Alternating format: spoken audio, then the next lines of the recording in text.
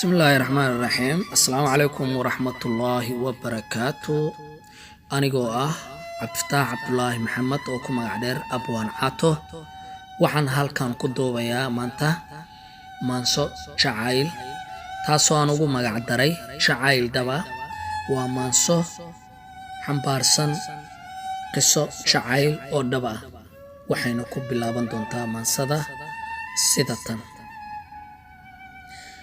jacayl dhaba ma kulanteen dhuunigii ma kaa jaray kol intuu ku dhalan rogay dhowr san iyo dheeraad dacadiid ma kuu dhigay dhuuxa iyo lafaha intuu dhabarka kaa degay dharbaaxooyin kululiyo dhaawacii adoo qaba hadba dhinac ma kuu dhigay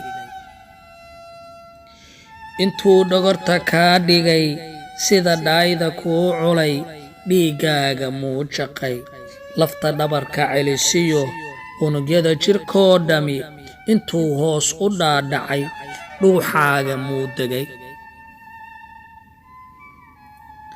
dhakafaar ma daristeen cidla aan dhammaaniyo dhaxan u hel ma noqoteen